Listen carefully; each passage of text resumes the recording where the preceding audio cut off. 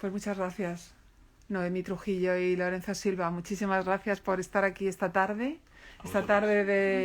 de ambiente raro en Madrid, que nos hemos levantado y nos hemos encontrado todo cubierto de este polvo del desierto, ¿no? De esta arena Madrid del desierto. Convertido en Marte, ¿no? En Marte, completamente, de Madrid este color convertido en Marte. rojizo.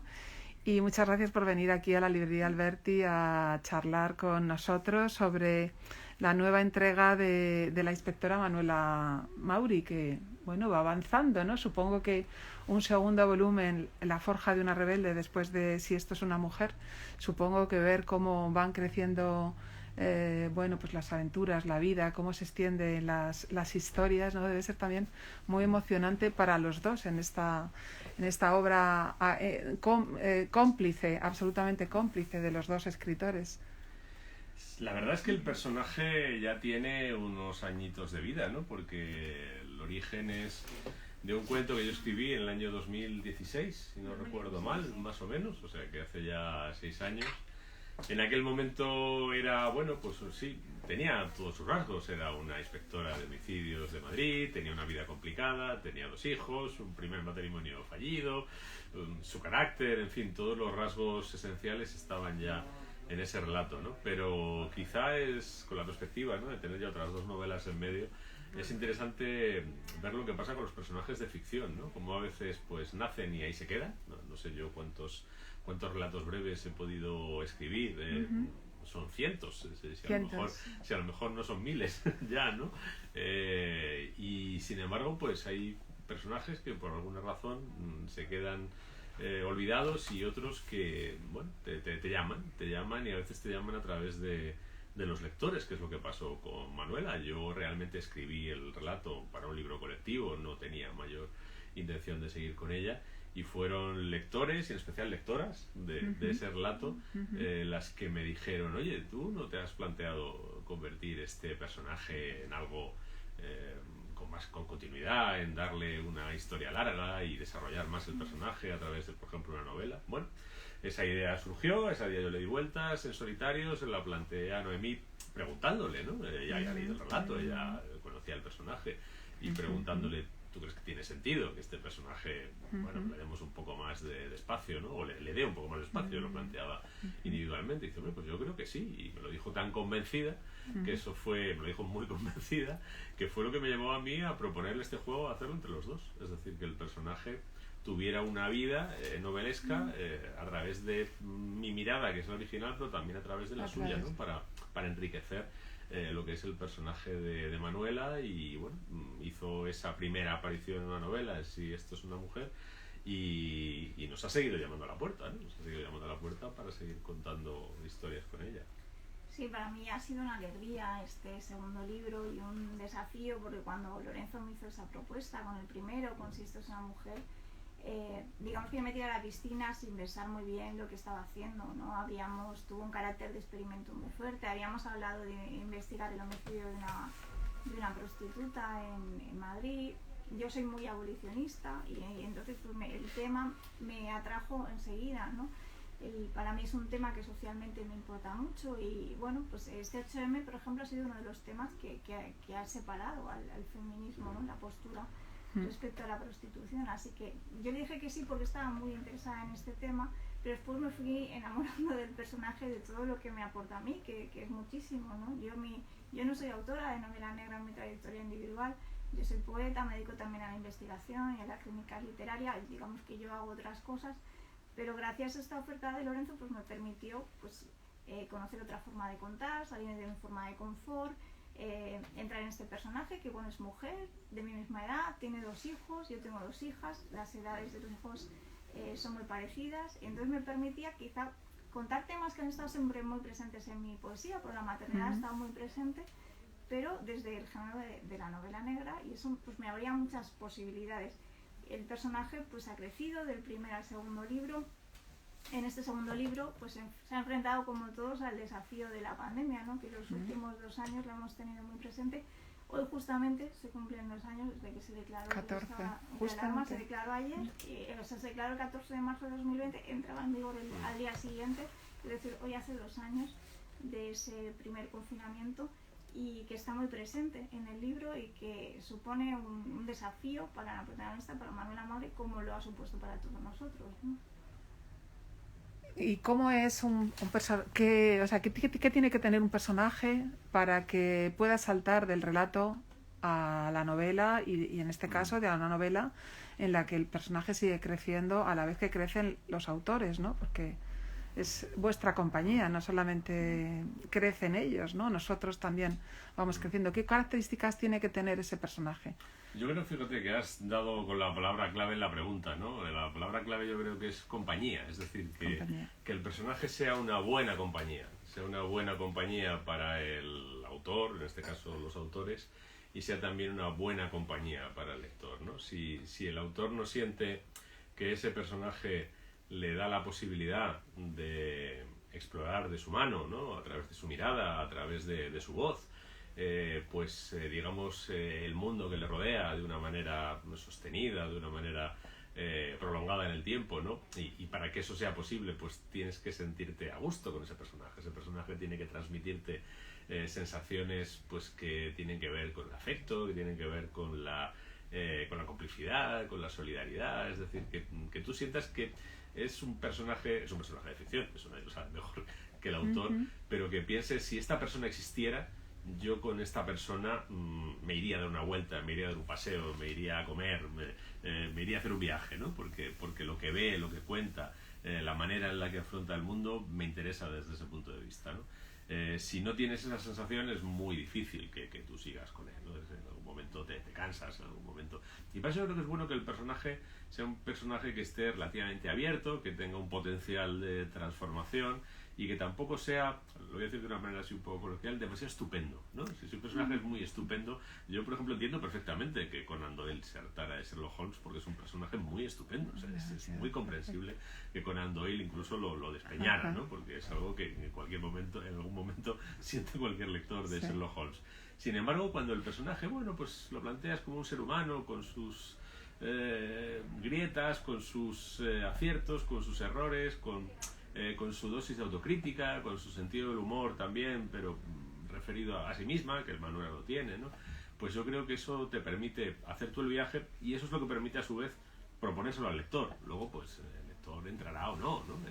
Pero al final yo creo que cualquier personaje que vive en una serie es porque también acierta a ser una compañía para los lectores. Es decir, también encuentra lectores que sienten que ese personaje les acompaña, ¿no? Yo tengo un personaje serial desde hace 25 años y a mí, pues, ayer recibía una carta un mensaje de un lector diciendo, oye, hace ya casi 2 años de la última novela, estoy echando de menos a esta gente, ¿no? Yo estoy echando de menos su compañía, estoy echando de menos darme una vuelta con ellos, ¿no? Pasar un rato con ellos.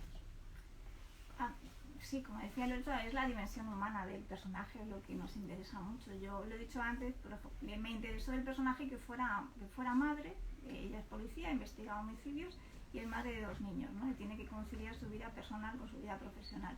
Puedes pensar, bueno, que sea madre pues no es nada del otro mundo. Bueno, no, hay que pararse un poquito en esa condición. Hasta ahora la maternidad en la literatura se ha estudiado siempre pues de una forma muy subalterna, nunca se le ha dado un papel principal porque como es algo universal, ¿no? Pues se tiene como normalizado y nunca ha estado como un tema de estudio principal. Sin embargo, a partir del siglo XXI sí que hay muchas reivindicaciones de la maternidad, ¿no? Solo hay que ver que sale Rigoberta Bandini a cantar una canción que es una oda a las madres y hay una respuesta política, incluso la maternidad en el siglo XXI es un tema político. ¿Por qué me interesa? Pues porque, claro, es una condición que podemos compartir muchas de las lectoras, ¿no? que tenemos hijos.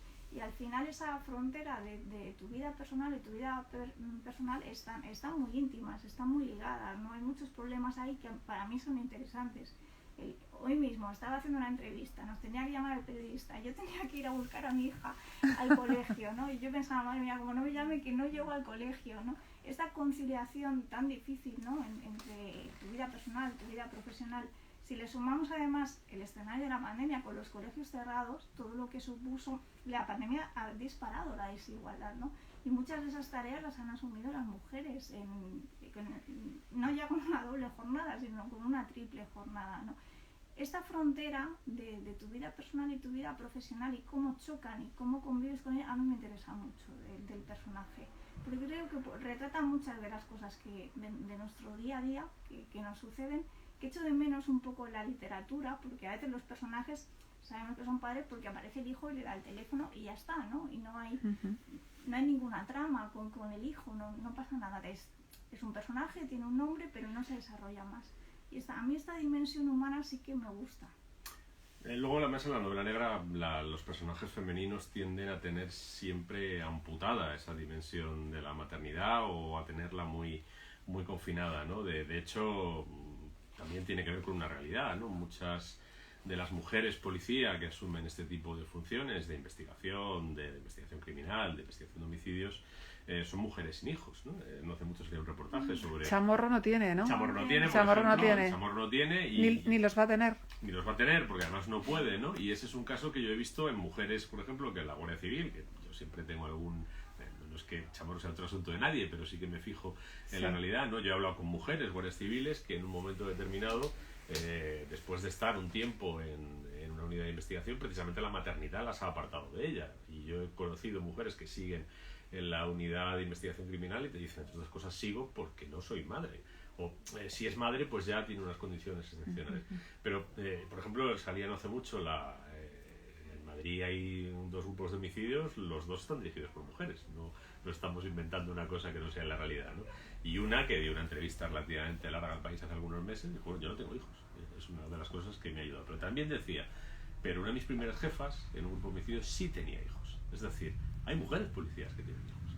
Naturalmente su vida es mucho más difícil, es mucho más complicada, ¿no? Tiene que ver con equilibrios permanentes, ¿no? Lo que te dicen muchas, por lo menos de las que yo he conocido, pues al final tienes que tener un soporte, tienes que o echar la mano de tu madre, o de tu suegra, o de una hermana, o de una alguien que te ayude, porque la investigación criminal te llama a las 3 de la mañana y no vuelves a lo mejor hasta las 5 del día siguiente de hacer todas las diligencias que hay que hacer en caliente, ¿no? Que lleva a los niños al colegio, quién va a recogerlos, quién les pone la comida, en fin, hay una serie de cuestiones ahí que requieren eso. Pero eso normalmente la novela lo elude, ¿no? Como si fueran cosas farragosas y que no le interesan al lector. Y sin embargo nosotros hacemos que eso sea parte del argumento. Es decir, Manuela, mientras se está llevando la investigación, además en medio de una pandemia, de ahora ya tengo que dejar a mis hijos solos. Porque además en medio apaña con su pareja, pero ve que su pareja no puede, y entonces tiene pues una chica, que es una prima de su pareja, de la que más o menos puede tirar, que está estudiando, que además como hay pandemia, pues no va a clase, sino que lo hace a través de...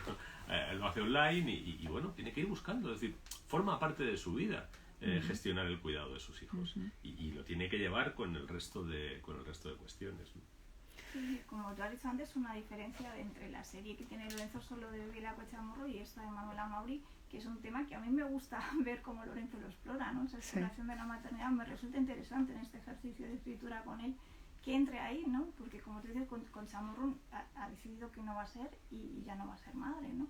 Entonces me gusta que intente explorarlo por ahí en esta otra serie. ¿Cómo os organizáis en casa para no hablar de Manuela Mauri? Entiendo que... No, es hablar, nos organizamos precisamente para hablar. Tenéis un tiempo que decir, bueno, ahora podemos hablar de Manuela Mauri, pero después ya no, hasta las 4, luego ya no. No, es una cosa curiosa porque hay que hablar mucho antes de escribir, ¿no? Claro, cuando vas a escribir con otra persona tienes que hablar mucho para que nadie invierta muchos esfuerzos en caminos que no sean compartidos, ¿no? Esto es una regla de prudencia elemental, ¿no? Y hablamos mucho y curiosamente estaba pensando, mañana tenemos un viaje por carretera de unas 4 horas, pues aprovecharemos para hablar. Muchas de las ideas que se nos han ocurrido, desde los argumentos hasta los títulos, hasta muchas han surgido en el coche, hablando, pues bueno, 4 horas por delante de carretera, pues es un buen momento para... Mañana además viajamos solos, pues hablaremos de estas y otras cosas, ¿no? Y de vez en cuando, pues oye... en medio de la conversación cotidiana, si tenemos un punto que tenemos a medias, pues dejamos de hablar de las cuestiones domésticas y hacemos un pequeño paréntesis de 10 minutos para abordar esto, ¿no? Sobre todo si uno está trabajando con el asunto en cuestión y necesita contrastar con el otro, ¿no? Sí, bueno, Lorenzo es de formación abogado y es muy resolutivo, o sea que sí, la conversación enseguida lo resuelven rápido. Pero en este caso, ¿la literatura une o desune? Yo creo que a nosotros nos ha unido, nos ha aportado cosas. A mí me ha enriquecido muchísimo como autora, me ha enseñado muchas cosas. Yo aprendo de este ejercicio, sobre todo me ha ayudado a hacer algo que para mí ha sido importante, que es reflexionar sobre la escritura a 4 manos. porque hay prejuicio, también hay curiosidad, existen las dos cosas, el prejuicio y la curiosidad. Pero yo quizá no conocía, ha habido muchas parejas literarias en el siglo XX muy importantes, pero incluso hay otros ejemplos y me ha ayudado a interesarme más. Por ejemplo, de escritura a cuatro manos, por ver la literatura en un sentido más amplio y he aprendido mucho. Ha habido muchas parejas a lo largo de la historia y las parejas se suelen organizar, hay excepciones, pero se suelen organizar entre personas afines. Y ha habido no pocas parejas de personas que compartían una inquietud literaria, una inquietud intelectual, ¿no? Y a lo largo de la historia muchas de esas parejas han trabajado juntas, es decir, dos personas afines que conviven, que pasan muchas horas juntos, que además están embarcados en empeños intelectuales que son muy importantes para ellos, los acaban compartiendo, ¿no? Pues no sé, me comentaba el otro día el caso de Stuart Mill y de su mujer, ¿no? Lo que pasa es que en aquellas épocas muchas veces la mujer quedaba invisibilizada. Las mujeres eran negras, ¿no? Eso, eran las negras, como... Esa es la cuestión. Pero esto ha existido siempre. María Lejárraga y tantos muchísimos, casos, ¿no? porque es normal que una pareja se organice entre dos personas afines y si tienen esa inquietud intelectual, pues no es raro que la tengan las dos y no es raro que viviendo bajo un mismo techo dos personas que tienen un interés similar y que pueden tener unas capacidades complementarias, pues las reúnan. Lo que ocurre es que es eso, durante buena parte de la historia la mujer era invisible por todo tipo de razones, ¿no? A veces porque el hombre no la dejaba visibilizarse y otras veces porque la propia mujer, por el caso de Stuart Mill, no es que John Stuart Mill no la quisiera hacer visible, ¿no? No lo sabía, el caso de John Stuart Mill no lo conocía. Sí, yo tengo dos referentes, uno es el matrimonio sueco de Cheval y Wallo, porque eran matrimonios, escribieron juntos, hicieron una serie también de 10 entregas, la serie de Martin Beck, que son como un referente, ¿no? Para mí, por el hecho de que eran matrimonio y escribían novela negra y hicieron una serie por entregas. Pero el caso de Stuart Mill y Harriet Taylor es muy bonito porque durante mucho tiempo ellos fueron amigos, tenían una amistad intelectual muy fuerte, pero sabemos hoy en día por estudios críticos que ella influyó muchísimo en sus teorías. Hay correspondencia de él que lo demuestra y que él lo declara abiertamente, que muchas de sus ideas son de Harriet, ¿no? Cuando ella enviudó, después de 2 años pudo casarse con él y se hicieron algunas publicaciones, pero incluso los que escribieron juntos a cuatro manos en su día se publicaron solo a nombre de él, y es desde el siglo XX cuando, analizando su correspondencia y analizando todos los datos que tenemos, hemos podido saber qué ensayos son de Harriet y qué ensayos son de él, porque él dejó muchas pistas en su correspondencia y en su autobiografía de lo que había hecho ella. Entonces yo me siento muy afortunada, ¿no? Por haber nacido cuando he nacido, por escribir en el siglo XXI, por no voy a decir que no he tenido ningún problema, algún problema he tenido. No conmigo, No contigo. Pero bueno, recientemente en Málaga nos ha sucedido una cosa que me ha dejado muy impactada, ¿no? Algún problema hay, te das cuenta de que todavía pues vivimos una sociedad patriarcal y bueno, pues todavía pesan muchas cosas, ¿no? Pero no he tenido problema para reconocer mi autoría. Él en ningún momento ha querido robarme ninguna idea, mi nombre está puesto ahí desde el principio y me siento muy afortunada, más sabiendo pues toda esa tradición de mujeres que no han podido hacerlo, ¿no? Si vamos a, por ejemplo, Marie Curie, el Nobel se lo querían dar solo a su marido, es decir, hubo que presionar mucho para que ella recibiera el Nobel, ¿no? Mileva, la primera mujer de Einstein, bueno, tampoco está claro el papel, sabemos que la experta en matemáticas era ella, él le dio todo el dinero del Nobel, pero no hay un reconocimiento de su trabajo, ¿no? Gracias a Dios las cosas han cambiado mucho y ahora pues si somos pareja, estamos haciendo una labor creativa juntos, pues desde el primer momento mi trabajo está reconocido, ¿no? Y ahí me siento muy afortunada. Por eso digo que me ha ayudado a interesarme por otros casos escritos a cuatro manos y por una visión más amplia de la literatura en colaboración, que hay muchísimos ejemplos. Qué bueno, ¿y os corregís? ¿Os corregís mutuamente o bueno, eso lo dejamos para sí, el editor? No, nos corregimos. O sea, digamos que el texto hay una parte en la que la redacción base es de ella, otra parte en la que la redacción base es mía, y además esto no es exactamente primera parte, segunda parte, sino que está más o menos repartido, ¿no? Pues porque sí, de entrada te repartes un poco a grosso modo lo que es el contenido de la historia, pero luego, por ejemplo, pues hay capítulos donde que a lo mejor la primera redacción la ha escrito uno, pero hay una parte que la desarrolla el otro, por razones muy, muy diversas, ¿no? Entonces, intervenimos en la escritura del otro, eso lo hacemos, ¿no? Y bueno, lo que hacemos es que cuando intervenimos, pues se lo damos al otro. No estamos pidiéndonos permiso por cada cosa que tocamos, ¿no? A ver si no sería un poco lento. También si identificas, yo ya sé cuando voy a tocar algo que puede ser sensible para ella, antes de tocarlo se lo digo, ¿eh? Digo, oye, yo creo que esto lo deberíamos tocar así, así, así, ¿estás de acuerdo? Y si no está de acuerdo, pues lo discutimos y ya voy a tocar en condiciones. Pero, por ejemplo, pues si uno ve en lo del otro un despiste, pues lo corriges y más. Que los despistes, que me falta una preposición, que falta no sé qué, o que de repente ve, pues mira, este adjetivo yo creo que va mejor que este otro para este diálogo, pues lo haces. Luego el otro lo lee y si no le convence, pues te lo discute, vamos, no. Sí, nos corregimos y luego en el proceso editorial se corrige mucho. Casi te diría que corregimos más los libros que escribimos juntos que los libros que escribimos cada uno separados. El proceso editorial fue duro. Pero claro, hay que buscar ahí una tercera persona que sale de la prosa de los dos y bueno, pues sí, hay que corregirse. Y en esta nueva entrega, La forja de una rebelde, este título que claramente nos lleva a Arturo Barea, a ver, ¿puede haber un avance? ¿Nos podéis contar un poco? Sí, el primero había un homenaje a Primo Levi, ¿no? Es una historia... es verdad, si esto es una mujer, es una historia sobre seres humanos que caen en situaciones donde acaban despersonalizados. Eso es algo que sucedía, como cuenta Primo Levi, en los campos de exterminio, pero eso también es algo que sucede en las redes de trata de personas. Es decir, al final las víctimas de esas redes acaban despersonalizadas y hay fenómenos, es curioso, que se producían en los campos de exterminio que también se producen en el seno de estas redes, ¿no? Incluso pues cosas tan que son siempre tan espeluznantes, ¿no? Como un prisionero que se convierte en, a su vez, explotador o dominador de otros prisioneros para mejorar su propia posición, ¿no? Pues eso se produce exactamente igual en los campos de exterminio. Estaban los capos y se producen esas redes donde hay mujeres prostituidas o hombres prostituidos que se dedican a explotar a su vez a compañeros o compañeras suyas, ¿no?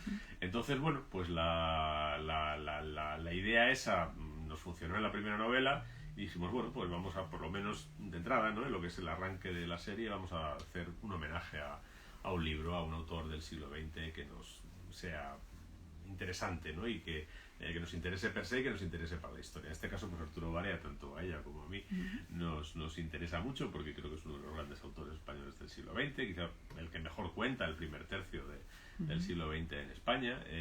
Y es una novela que habla de muchas cosas, ¿no? Que habla de muchas cosas que nos interesan, ¿no? Pues no sé, lo más gráfico, pues hay un pasaje de La forja de un rebelde donde esto era al frente, en el año 37. Arturo Barea viene aquí, viene a esta zona y ve la calle Ferraz completamente vacía, ¿no? Y la misma imagen que se ha podido tener esa calle en abril del año 2020, ¿no? Imágenes hasta que son, es decir, en el fondo él habla de un Madrid sitiado, también esto sucede en un Madrid sitiado, ¿no? La amenaza es distinta, pero esa imagen es absolutamente equivalente, ¿no? Y luego también él habla, bueno, pues él es un derrotado, él es alguien que pierde, ¿no? En medio de todo esto, en un crimen siempre hay perdedores, siempre es la historia de una pérdida. Pero además, en el caso de la historia esta, tenía mucho interés para nosotros ahondar en la figura del rebelde, o más bien el impulso de la rebeldía, ¿no? Es un impulso que está en muchos de los personajes de la historia. Están algunos de los jóvenes que aparecen implicados en la investigación, que son jóvenes un poco peleados con sus padres, un poco peleados con la sociedad de los mayores, ¿no? Como pasa con muchos jóvenes hoy día.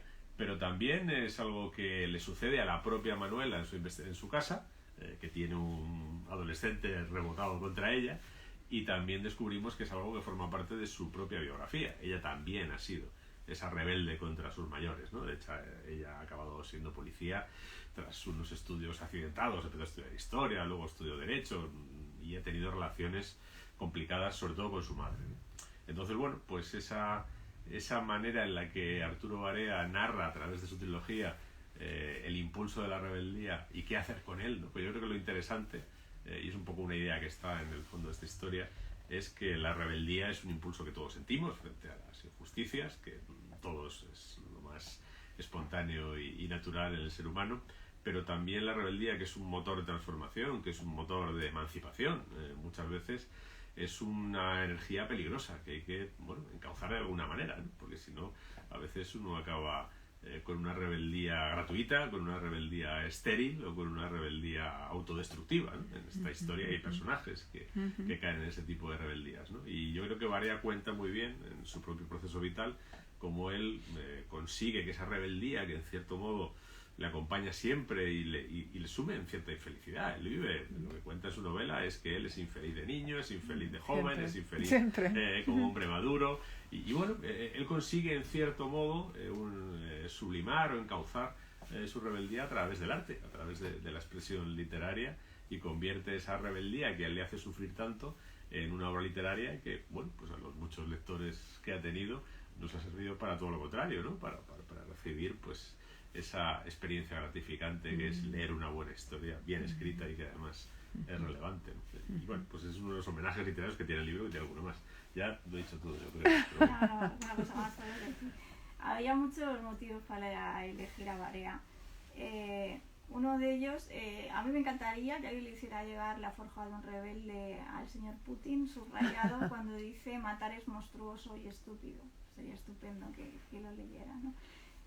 Almudena Grande solía decir que la democracia de este país le debe mucho al exilio, ¿no? Y Barea fue un hombre que tuvo que exiliarse, que lo perdió todo, así que en un libro que pretendía explorar la pérdida de forma literaria, pues era una figura que nos apetecía reivindicar, y además un intelectual de izquierda muy olvidado por la izquierda, ¿no? Muy poco reivindicado, pese a que ha sido, bueno, su trilogía se ha... A veces más reivindicado por la derecha, es curioso. Sí, es increíble, ¿no? La izquierda lo ha reivindicado muy poco a Arturo Barea.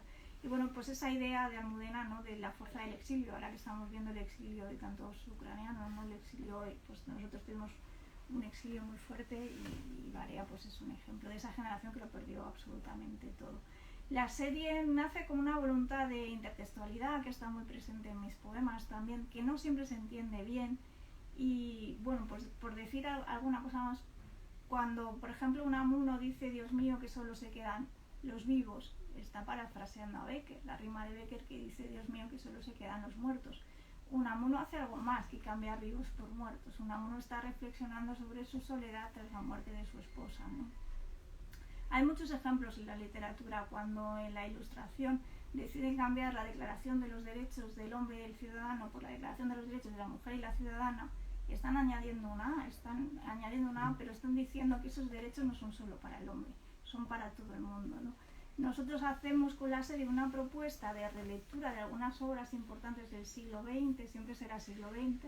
En el primero era Primo Levi, que fue una víctima del nazismo. En el segundo Arturo Barea, que en cierto modo es una víctima del franquismo. Proponemos la relectura de esas obras en un momento en el que los libros nacen y mueren muy rápido. En 2 o 3 meses los libros dejan de ser novedades y casi se olvidan, ¿no? Tenemos una tradición literaria enorme, ¿no? Se trata de volver a ese siglo XX, a nuestra tradición, ver cosas que nos ha dado, ¿no? Que pervive, porque hemos llegado al momento en el que hemos llegado, y ver que perviven en el presente. Y ese es el juego que estamos haciendo con la serie, y hay muchas referencias intertextuales en el libro, además de Barea. Ayer presentamos aquí la guía de Madrid de Celia en la Revolución, del libro de Elena Fortún, ¿no? Y vosotros habéis hablado ahora de esa visión de Ferraz, de Barea, todo vacío, ¿no? De una ciudad en guerra, como la ciudad que vio Celia, ¿no? Que paseó Celia buscando alimentos con su madre, con su amiga. ¿Qué puede contarles a los jóvenes que no han leído Barea, pero que a lo mejor a través de una novela policíaca, ¿no? Que muchas veces esta es la maravilla de esta intertextualidad, ¿no? Pues mira, aquí hacemos una cosa, que es que la novela de Barea entra en la novela en La forja de una rebelde, no a través de la autora, o sea, no a través de los autores, no a través de la inspectora protagonista, que es una mujer de 40 y tantos años, sino a través de una chica de 20 años que ha descubierto ese libro en la biblioteca de su madre, que es historiadora, y lo ha leído y le ha inspirado. Y le ha inspirado porque ella siente ese mismo impulso de rebeldía. Y ella ha hecho una lectura personal de ese libro. Ella, para empezar, pues quizá frente a otras lecturas de La forja de un rebelde, ¿no? Que ponen sobre todo el acento en el personaje de Barea y en sus tribulaciones y en sus experiencias, pues el personaje que verdaderamente la seduce a esta chica, que es la hija de una de las víctimas. El crimen es el asesinato de un hombre y de su mujer en su casa, y ella es hija del hombre, la mujer es la segunda esposa de su padre y su madrastra, pero ella es hija de una de las víctimas. Bueno, pues esta chica, lo que le llama la atención de la novela de Barea es el personaje de Ilsa, de la mujer que, en cierto modo, también podemos volver a este tema de la coautoría, ¿no? Es decir, La forja de un rebelde es un libro originalmente escrito en español, en castellano, por Arturo Barea, que era su lengua materna, pero es un libro difundido en inglés. Es un libro difundido en inglés en la traducción que ella hizo. Y lo que ahora tenemos, el texto que ahora manejamos, viene a ser, porque el original medio se perdió, una retraducción al español de la traducción inglesa de Ilsa. Es decir, en el fondo estamos leyendo a Barea, pero estamos leyendo a Ilsa. En esa traducción, ¿cuánto hay de pura traducción y cuánto hay de arreglo, cuánto hay de reescritura, cuánto hay de potenciar la voz de quien era en ese momento su pareja, cuánto hay de una mujer inteligente que sabe que tiene un muy buen testimonio y sabe que lo está traduciendo a la lengua en la que va a poder leerse, porque en España no se puede publicar en ese momento, y cuánto hay de la aportación de esa mujer. Es decir, es muy interesante eso, y cuánto hay en ella también de rebelde, porque cuando ves la vida de Ilsa y cuando ves las cosas que hace, cuando ves simplemente ella, vamos, entre otras cosas, tiene que salir de Madrid porque la van a matar. La van a matar los comunistas, la van a matar los espías rusos, ¿no? Quizá, como Barea cuenta eso hace que cierta izquierda lo haya puesto un poco en cuarentena, ¿no? Pero eso pasó de verdad, y eso lo cuenta el libro con mucha honestidad, ¿no? Y ella es una luchadora internacionalista que abandona su vida acomodada para venirse al Madrid sitiado, y cuando en el Madrid sitiado de repente se hacen con el poder unos individuos que a ella le parecen unos desalmados, pues se rebela contra ellos también, exponiendo su propia vida, ¿no? Y les dicen, oye, iros, largaos de aquí, que os van a matar.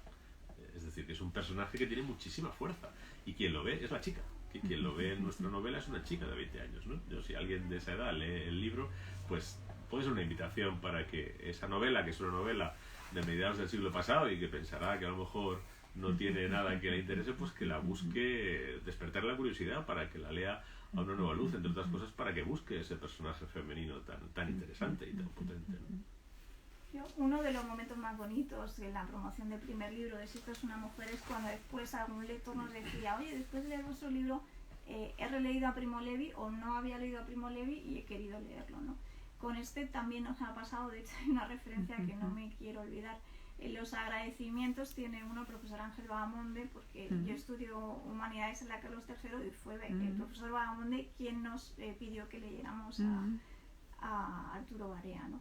Y en la promoción del libro me he encontrado a muchos exalumnos de Vagamonde. Yo estudio la Carlos III y a mí me dio clase en la Carlos III, pero cuando daba clase en la Complutense y se han acercado a mí y me han dicho, oye, que el profesor Vagamonde fue un profesor mío y también me hizo leer La forja de un rebelde. Es decir, que muchos jóvenes en la universidad han tenido acceso a esta lectura porque muchos profesores la recomiendan, ¿no? Y al final de los agradecimientos, pues no hemos querido olvidarnos de esos profesores que recomiendan libros.